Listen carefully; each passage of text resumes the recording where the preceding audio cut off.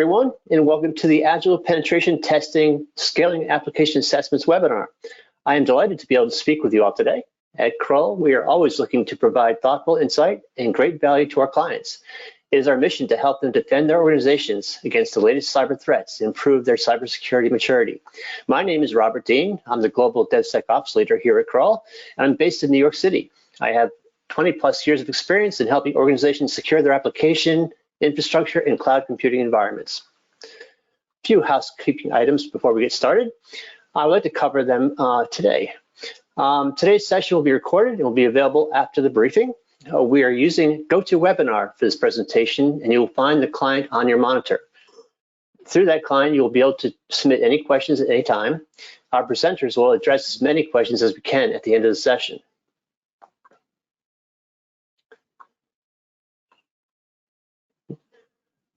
Kroll's offensive security practice consists of over 100 skilled penetration testers, application security engineers, and red teamers spanning over a dozen countries across Europe, North America, and Asia. Our experts provide support for some of the most complex, highest profile companies in the world, delivering timely and seamless services. We help our clients secure their web and mobile applications, network infrastructures, hardware, and embedded devices in cloud. We've also expanded our offerings into defensive capabilities, including Kroll's DevSecOps portfolio of services to help companies secure their continuous integration and continuous delivery pipelines and build application security strategies and programs and apply automation to their SaaS, DAST, and IaaS tool deployments. In this session, we're going to cover how organizations can scale their application security assessments with Kroll's Agile Penetration Testing approach. This will assist CISOs, CTOs, product engineers, and security leaders in elevating their security posture by integrating effective security testing within the Agile development process. We are very fortunate to have as one of our leading Kroll experts, Rahul Raghavan, joining us today to go into more detail on how Agile penetration programs work. Rahul is a Senior Vice President, Application Security Leader within the Cyber Risk practice at Kroll and is based in Toronto. He leverages more than 12 years of experience in assisting product teams, building and scaling software security programs across vertical markets, which allows them to customize application security solutions and delivery models for our clients. With that, I'd like to hand it over to Rahul. Thanks, Rob, and welcome everybody who have joined us for this webinar, and for those who are who consistently attend our webinars, welcome back and great to have you here. Before we get started off, just want to kind of cover about what we're going to be covering probably over the next 35 minutes or so. Essentially, we're going to start off with some kind of context setting as to what Agile pen testing is, what it isn't, maybe kind of debunk over the course of the presentation about some of the things that are more of a verbiage overload and things that you might have heard of in a different fashion. Just want to talk a little bit about that because it's always something that comes up during our conversations with our clients and customers in terms of what Agile pen testing is and is not. We'll also take a look at some of the approaches that we've seen work with our clients. These are by no means an objective view of how Agile pen testing programs are run, but it's just a view as to how some of the successful programs that we've been involved in have been designed and architected. We're going to also talk a little bit about what I like to call the security prioritization matrix, which I believe is really the cornerstone of running a successful Agile pen test, especially when it comes to bandwidth and timing and scale. And finally, we'll end the webinar with some key takeaways, and hopefully these are something that you can go back to and look at from a practical perspective. We will have maybe a set of 4 questions or polls that you'll see pop up on your screen over the course of the webinar. These are just a way for us to kind of understand the general opinion from the attendees, the audience today, and also give us a little bit of a representative sample, if you will, of what the state of affairs of application security and specifically Agile pen testing is. So feel free to kind of participate in that. And like Rob said, if you have any questions, please pop them on the chat, and we'll take that at the end of the webinar. A little bit of background in terms of why we're talking about this. So personally, I've been with Kroll for about 2 years now, and then I used to run my own application security consulting company before this, and been in the domain for about 15 years and 12 in core product security. But the last 3 years, maybe the last 2 years specifically, we've seen a very, very sharp uptake in terms of product teams and security teams really talk about this whole need of wanting to run pen tests more with inline software development. This by no means is something that's new. For those who've been following the whole DevSecOps movement, the whole shift left journey has always been part of it. But what we're going to be talking about today is specifically around that assessment piece of a shift left methodology. Obviously, there are various aspects to it, which includes tooling, which includes automation, which includes culture, training, and all that good stuff. But the whole assessment piece is interesting because we work with a lot of enterprises from an enterprise pen testing perspective, right? And while we've run programs that are more annual, sometimes biannual, we've seen a very, very a significant shift, if you will, in terms of assessments needing to be more ad hoc.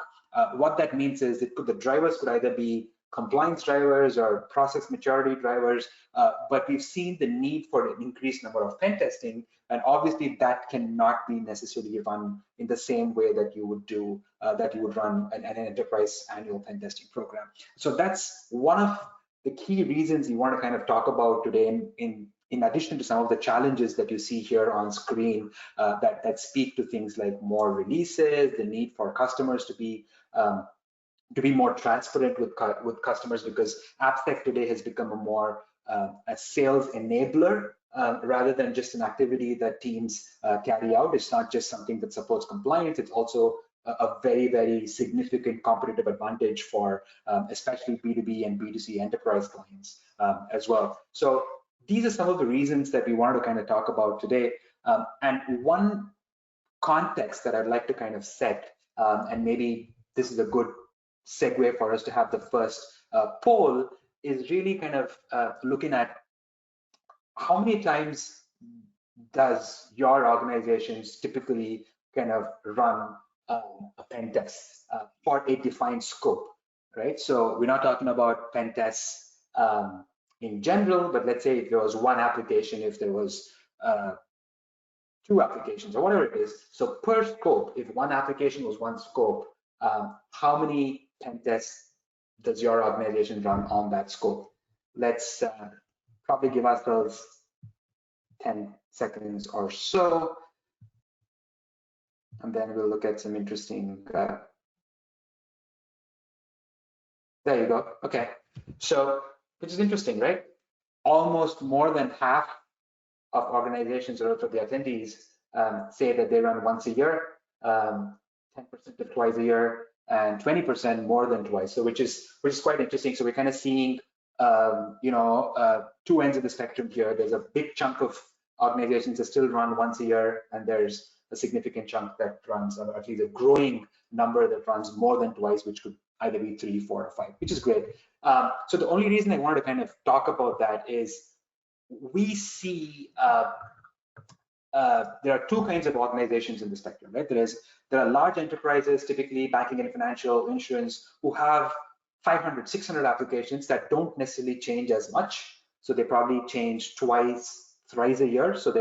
But they still need to be tested 3 times a year. So from a security testing perspective, you're looking at 300, 500 applications testing 3 times a year, right? So that's about 1,500 pen tests.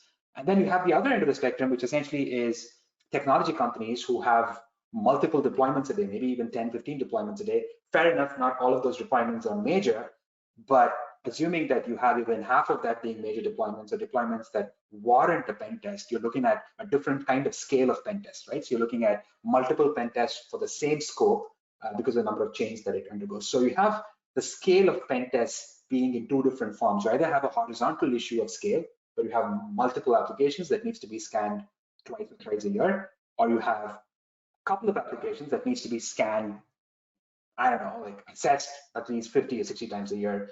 for the kind of assessment life cycles that they go through. So it's an interesting mix of scale, which has also triggered a lot of conversations around why Agile pen testing is important. Now, while we talk about Agile pen testing, I want to make it clear that this does not have to always be considered as pen testing, right? Though the presentation says Agile pen testing, let's kind of rephrase this in our mind to be just an Agile security assessment. And we'll talk about why I want to rephrase that, right? Because not everything requires a pen test and not everything needs a pen test. It's called a pen test. So when I say Agile pen test, what I actually mean is some kind of a security assessment within the Agile lifecycle, not necessarily only a pen test. So let's move on. So this is an interesting kind of comparison, if you will, in terms of what some of those differentiators between a standard pen testing and an Agile pen testing is, right? The ideal customer profile for a standard pen test is, like I said, largely enterprises, maybe some bit in the small and medium businesses. And when I mean SMB here, I just mean more from a team size, not necessarily in terms of the kind of business that they do or the kind of value of the revenue and things like that. Because usually we've seen larger enterprise pen testing programs run in that single pen test twice a year kind of thing. But Agile pen tests, we see more of SMBs than enterprises kind of opt into that model a little bit. The budgets for standard pen testing is usually coming from the security leadership, the CISOs, the CISOs mostly. But when you look at Agile pen testing, this is a little bit more closer towards the engineering community. So we've seen budgets being shared between security and engineering, or more by engineering, because there's a much more collaborative style of assessment that benefits engineering directly. So you've seen that translate in terms of budgets as well. The need for standard pen testing has always been mostly compliance regulations, board requirements and things like that. But from an Agile pen testing perspective, we've also seen the need to be things like I said, market differentiator. It could be things like process maturity. If you're following the BSIM or the OWASP SAM or something like that, the maturity graph necessitates you to go and do more pen tests in a year. So that could be one other reason why Agile pen testing is required. From a test execution perspective, most of the standard pen testing is what we'd call a gray box or partially closed box, partially open box, half full, I guess, in terms of the assessment model. So this usually means that you just take the application, you assess it just based on this URL, and in some cases you would have the URL, and then you would probably have some credentials, and then you go test the application. When it comes to Agile pen testing, it's a lot more involved. It's more open box kind of assessments, because you're not just looking at the assessment from just a black box perspective. You want to be able to kind of derive more value from it. So you're engaging with developers, you're looking at code. You may not necessarily scan code, you may not be doing a code review per se, but you're definitely kind of doing a more involved type of assessment when it comes to Agile pen testing. So you've seen a lot more kind of open box style assessment when it comes to Agile pen testing. The last thing is interesting. When I say engineering impact, what I really mean is the impact, that the value that engineering teams get from it. So in standard pen testing, it's very transactional, right? Security teams come in, they test an application, they provide results, the engineering team consumes it. There's a little bit of back and forth in terms of what the findings are, how do you go about remediating it, and then that's really where it ends. But when you come to Agile pen testing, there's a lot more involvement, and we'll see as to what that involvement means. But you're actually having more meaningful conversations. There's a lot of learning between the engineering teams and the security teams when it comes to Agile style pen testing, right? So we see that engineering teams kind of stand to gain more in terms of security knowledge. Their levels of proactive security skills seems to kind of go up as well. So the engineering value impact is a lot more well-defined when it comes to Agile pen testing. So my position on Agile pen testing is this, right? And the reason I say it's my position is because some of these points here are pretty, it could be subjective, or objective rather. So my position personally on Agile pen testing has always been this. So Agile pen testing really is a way for us to ensure that the right testing is applied to the right scope at the right time. And that's really what it is. This is really the secret to a well-defined Agile pen testing methodology, because this is really the make or break when it comes to whether an Agile pen testing program succeeds or fails, because it's really the ability for us to know what do I need to test, at what point do I need to test it, and what am I testing it to? Am I testing the whole application? Am I just testing it for a single scope and things like that? And it's a means for us to kind of really move that needle forward in terms of being able to test a particular scope in a more well-defined fashion, because you may have situations where you say, I'm testing the same application again, but do I need to can I have multiple types of assessment strategies or test strategies for that scope without necessarily kind of doing the same kind of testing again and again, right? So that's really why we would potentially do an Agile pen test there, is to kind of increase that testing landscape, so to speak. We can also use Agile pen testing as a way for us to get a better coverage of the application and also be more transparent in terms of what that coverage means, right? And if you're hearing some whines, that's my dog. Sorry about that. So really, in terms of just the transparency in which teams are able to kind of understand what's being tested, what needs to be tested as yet, to what extent was it tested? So not just breadth, but also depth. So creating more transparent templates and processes to be able to communicate to both engineering and security team in terms of coverage and scope, we've seen this being useful. One thing that Agile pen testing is not meant to do, and I want to be really clear about this, because this is something that we often look at, we often talk to our customer teams about, is Agile pen testing is by no way meant to be a direct replacement for a standard or a enterprise pen testing program, right? It's not for us to say that if you do Agile pen testing, you can completely do away with enterprise pen testing. In some cases, yes. I won't get into that now because it's a much larger conversation, but for the context of this presentation, let's assume that the benefits, the intention, the motivations of an Agile pen test, because of the fact that we see that this is more engineering focused, we see that this is not necessarily a means for us to completely overthrow the standard pen testing program, so to speak. So it's important for us to kind of draw that line there as well. Before we get into this slide, I think it's time for us to kind of also look into the style of methodology and the style of execution, right? So let's get into another poll that speaks more towards what is the style of software development and deployment within your engineering teams. So are you from an organization that is pure waterfall? Are you pure agile? Or are you somewhere in between, which is what I like to call an agile fall? That's not a thing, but this is something that we usually kind of talk about, right? So let's see where most of the organizations kind of fall in. I think I have a fair bit of understanding in terms of where it is. There you go.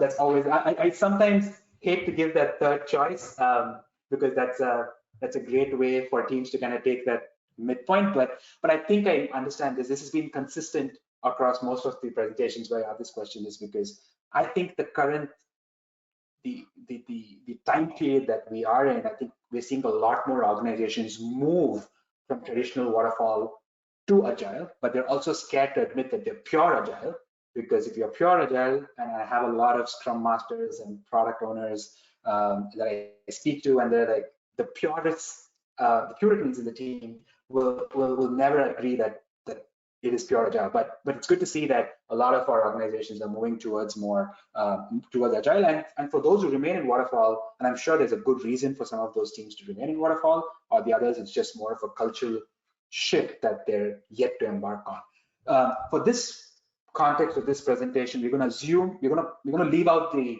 mnemonics, and we're going to leave out the specifics about the kind of agile. So we're not going to get into whether it's RAD or whether it's Scrum or whatever. Let's just assume that it is fast-paced agile development. So if there's anybody if there's a Scrum Master or a product owner or an agile specialist here, please take this with a grain of salt, because this is more to be a representative understanding and not necessarily pure Agile, right?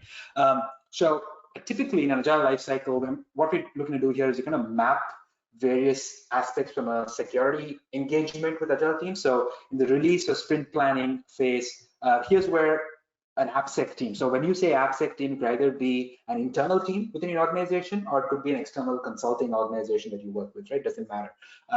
Irrespective of the way that you execute your pen tests, typically in a release or a sprint planning phase, the security team or the AppSec team is integrated there to kind of get an understanding in terms of what's being planned, what's that specific release about, how does that impact the rest of the application, is it a major release, is it a minor release, all that rundown from the product team, the Scrum teams, to the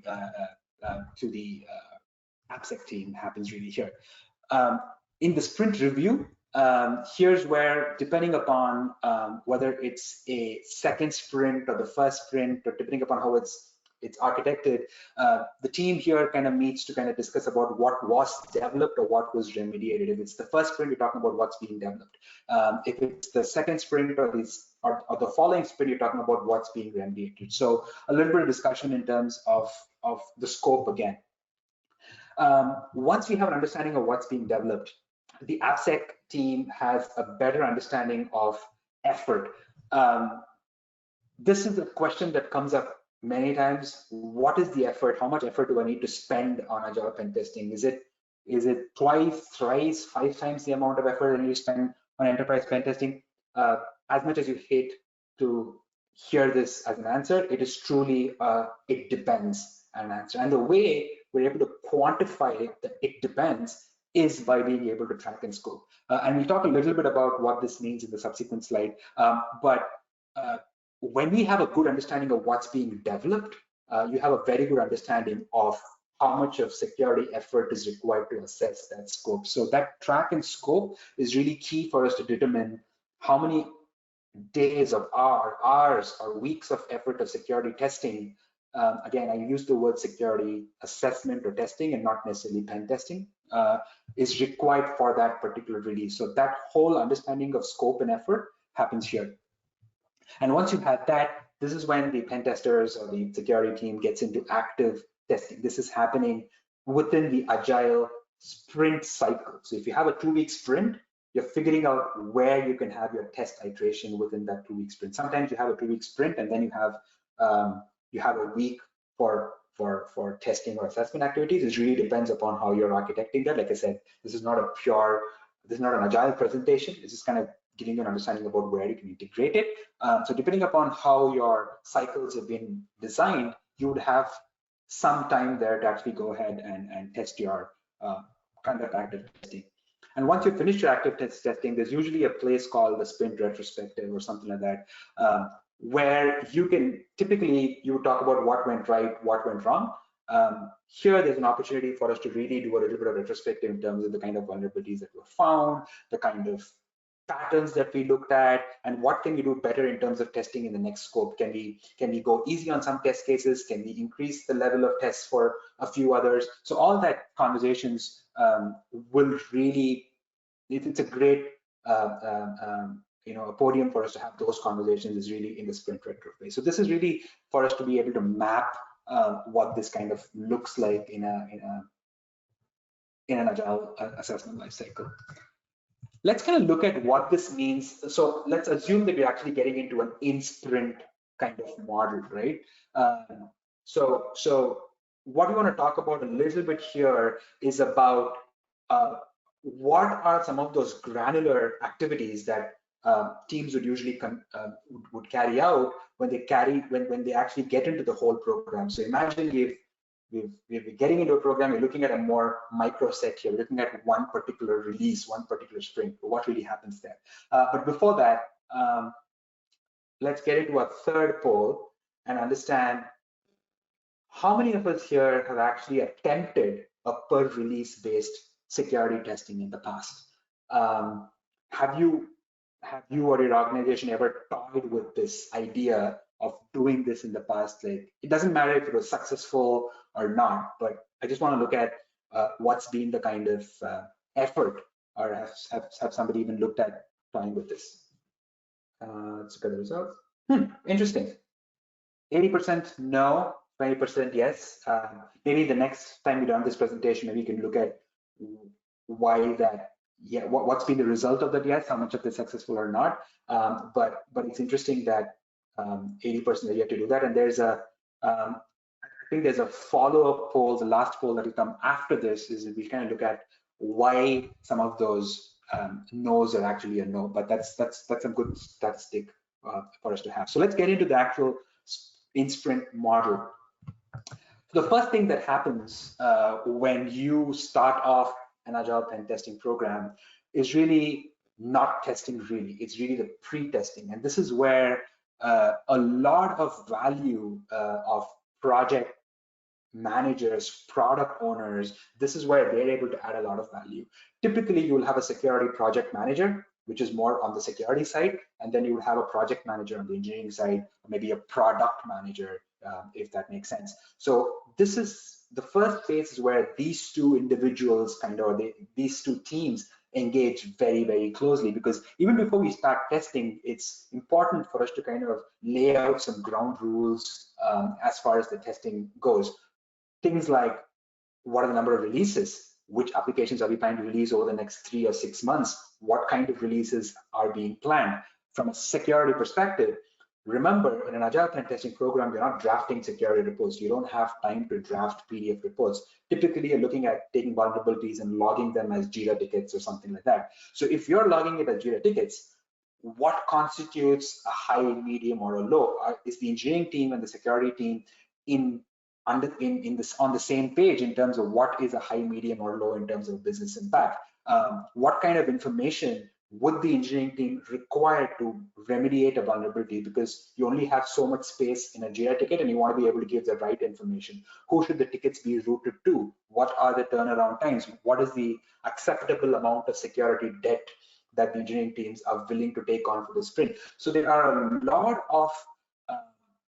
of conversations about the what and the whens of that release cycles that happens. And before we get all this in place, and before both security and the engineering teams have a good understanding of this, we can't really start off with the actual testing. So a lot of the success or failures of an Agile assessment program really depends on the onboarding phase. It's not a typical, it says onboarding, but I would urge you to not take this lightly, because otherwise you're just going to be, and product teams hate to go back to the drawing board. It's almost like the shop floor of an automobile company. You cannot stop it. If you're stopping a sprint, it's a big deal, especially when it comes to product companies, right? So you want to be sure that before they drop you in that drop zone of assessment, you have all of these really circled off and ticked off as well. So a lot of importance in onboarding here.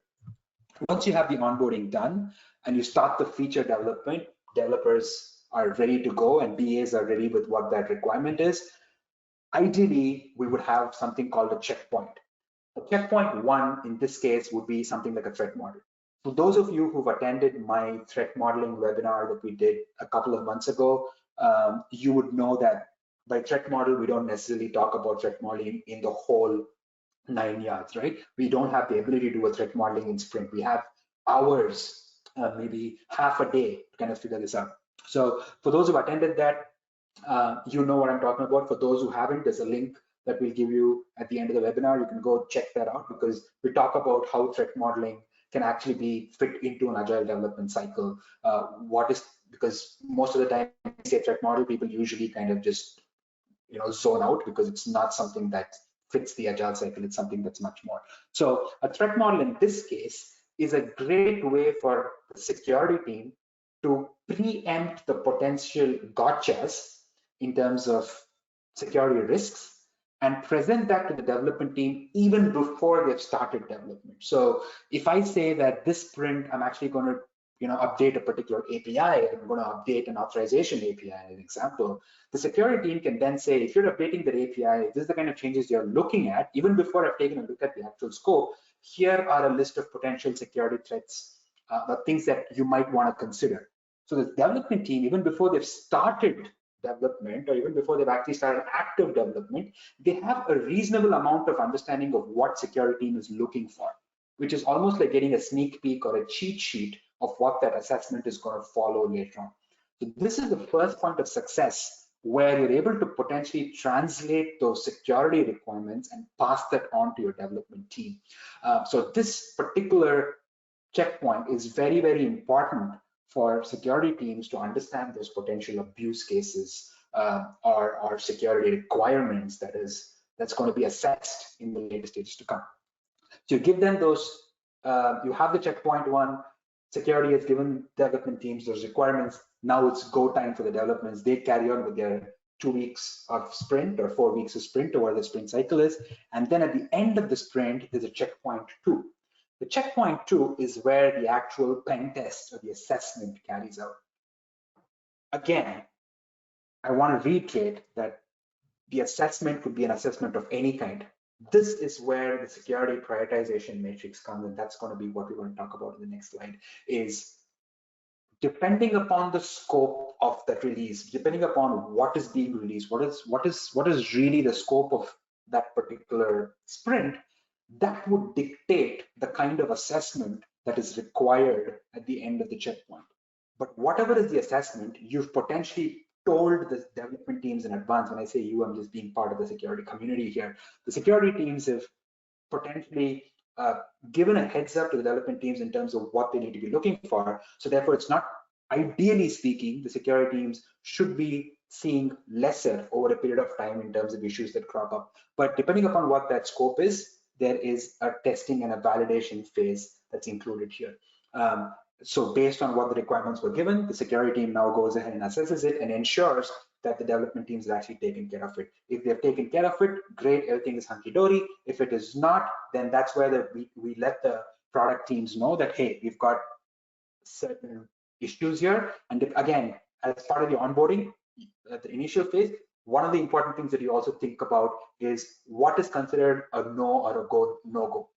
So for a release is obviously a critical is considered a no-go, but how many mediums are considered a no-go? How many low vulnerabilities are considered a no-go? So that go-no-go threshold of whether a release can actually be pushed to production, that parameters are discussed in the onboarding phase as well. So depending upon what those thresholds are, what those parameters are, the teams might take a consensus to say if they need to be fixed and then released, or they can be released for now, and then we'll have a non-functional sprint where all of these have been combined together and then released in the and then you can go ahead and mitigate it. So that's really what happens in the feature development, and then the same process continues again and again until we kind of get that whole model. But this is really an in-sprint model, and then we can replicate this in terms of as many sprints as we want. Let's quickly look at what the security prioritization matrix here looks at. So this is again just a template. Feel free to kind of change this as you deem fit. Essentially, this talks about what the project is, which release is that project going out on, what are the assets impacted. So the assets here would typically be API assets, web assets, infrastructure assets. So just list down your assets in terms of what assets are impacted, and then each of those assets, ideally in some kind of risk register or an asset register, would talk about whether those assets are high, medium, or low in terms of criticality of that actual asset.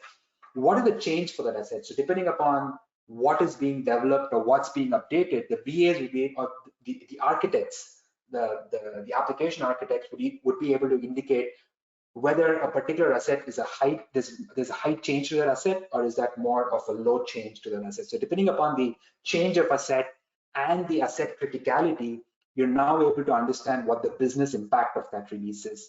The business impact of the release dictates what the security prioritization is. For example, if it's a high business impact, it's a S1 or a security prioritization 1. If it's medium, it's S2. If it's low, it's S3 as an example, right? So the prioritization is something that you could talk about here. The IRFR is usually something like an initial review and a final review. So you remember the checkpoint 1 and the checkpoint 2. So that's really what the IR and the FR is. The initial review and the final review is a checkpoint 1 and checkpoint 2. Is that something that's required or no? If it's a very, very minor release with low business impact and low security prioritization, you probably don't want to involve your security teams bandwidth to do an IR and FR. You probably just let the engineering teams take it from there.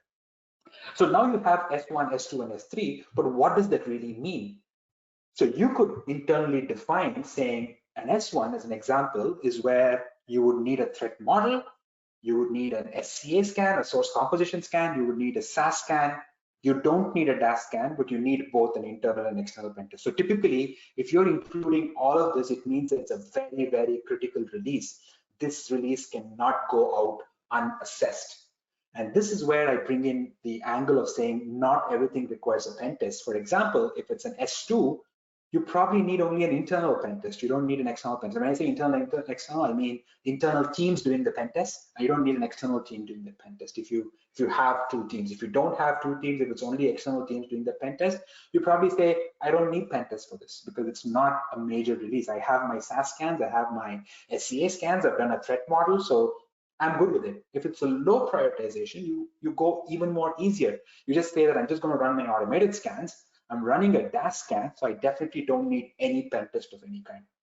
The important thing here is whether it's an S1, S2, S3, all of these three still go through the gates of some kind of an assessment. It's just that it doesn't necessarily get pen tested. And this is where I want to draw the line of saying every release gets assessed, even though it doesn't necessarily needs to be pen tested.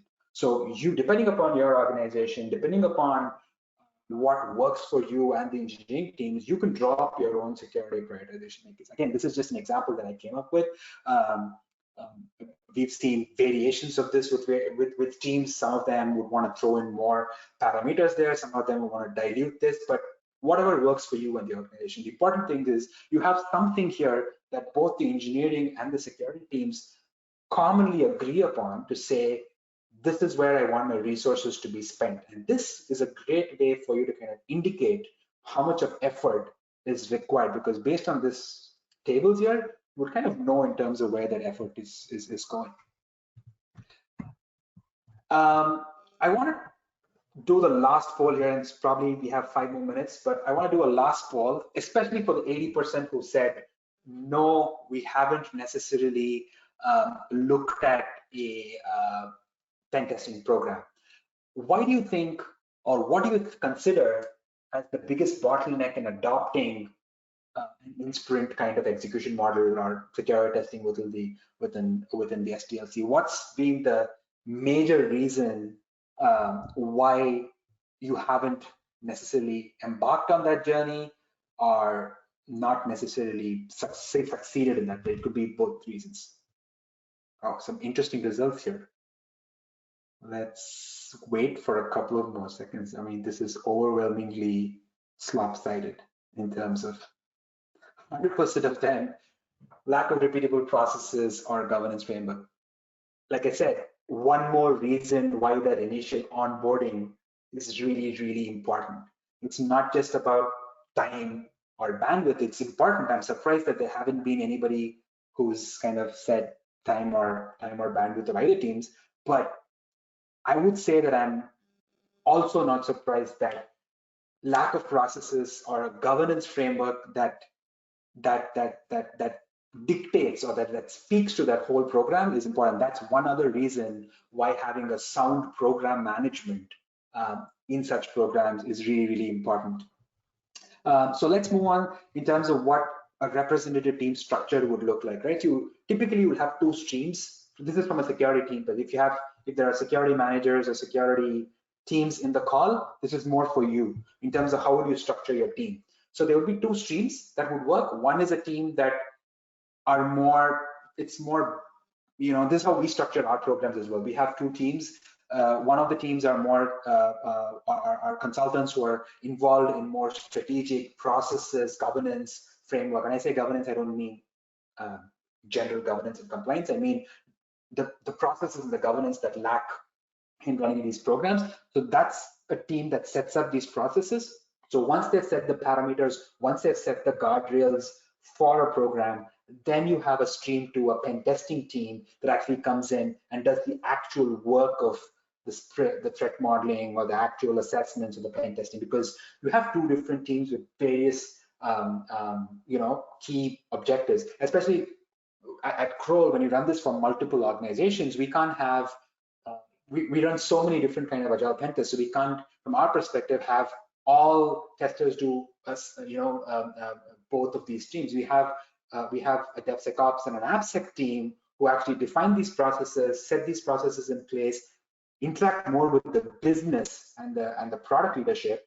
We do our bit, we go back, and then we have a larger pen testing team that Rob spoke to you about in the initial slides. They would actually come in and do the actual pen test. So this way, you're able to maintain that balance. Even if you're not a consulting house, if you're more internal teams, you only have a set number of teams. So the stream one could be something that you engage more with product management, and the product management, the security program management are able to work on that. And stream two is potentially where you use your resources and potentially even look at some kind of security champions within the engineering community for you to be able to scale this up. So this is some ideas in terms of how you can speak to the bandwidth issue. And quite honestly, a little bit of secret, I had this slide in here, assuming that you're going to be, few of them in the audience would say that bandwidth is an issue, but in this case, bandwidth is not an issue. It was more about processes and governance, but stream one is what takes care of processes and governance as well.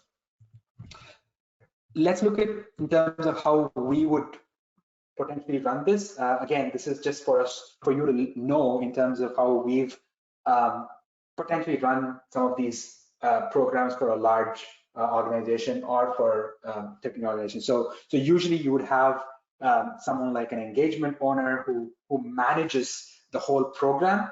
The technical program manager is the one that will engage very, very closely with the product management on the customer side, looking at scope, looking at budgets and all that good stuff. There's usually a subject matter expert who understands your lay of the land, especially looking at if you're looking at large enterprises, or even let's say you're looking at a B2C app or a B2B app, you need to understand what that application looks like, because remember the changes are it's quite often. So without understanding what those changes are, what the context of those applications are, it becomes very, very difficult for us to consistently run those, right? And then you have testers or consultants who on rotation would come in and test the applications on various kind of schemes. Now, this is representative from a consulting organization. This is how we would run this. But if you're not a consulting organization, you want to run this internally, you may potentially have other roles in your organization who would take up these responsibilities. So the idea here was to kind of draw up those responsibility matrix of who does what, because this is very, very orchestrated. You need to run this program as a tight ship. So for you to know who is responsible, accountable for what, you almost have like a RACI matrix for various organizations, for various roles within the organization. And this is where that would kind of be useful. With that, just taking away some summary. So an agile pen testing is a way for us to ensure that we have the right scope at the right time. So this is one of the things that I wanted to demystify, if you will, saying agile pen testing doesn't mean you need to expend 5x, 6x amount of time or energy. Just make sure that you have the right amount of testing at the right scope at the right time.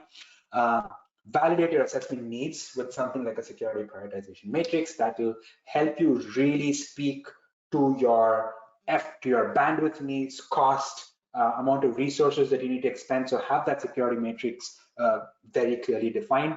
Again, I'm probably saying this for the 6th time because this is the biggest thing that comes in, is not every scope requires a penetration test, right?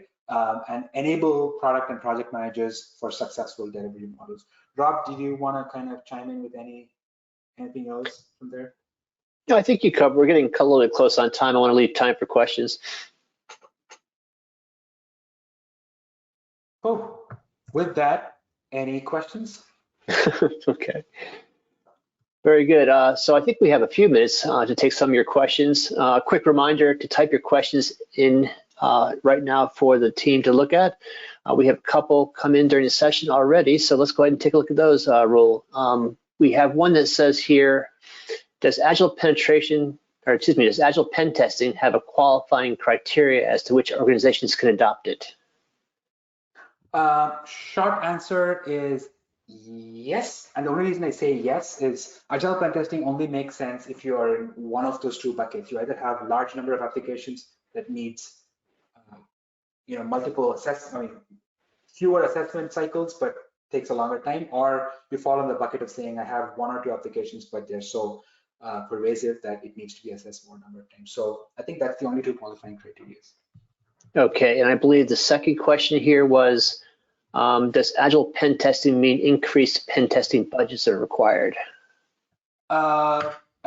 Slightly, but not exponentially, because you already have a pen testing budget, and depending upon who that budget comes from, right? So most often, pen testing budgets, like we saw, comes from security teams, but then in Agile pen testing, maybe there's a little bit of additional budget that's required more from an engineering stakeholder perspective, but it doesn't by no way means that it's doubling or tripling budgets. It's probably going to be a 1.2 to a 1.3 kind of %.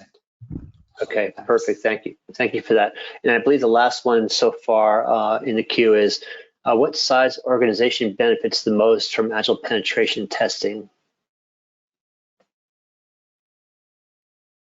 I think most of the organizations that's benefited have been organizations, I'm just wording this correctly because I don't want to say software organizations that have a high amount of software development that goes in. It could be any organization, it could either be banking, it could either be retail, it doesn't matter. But as long as you have software of some kind and you're having repeated or increased development, I think you can benefit from Agile pen testing. Okay, I think I see one more.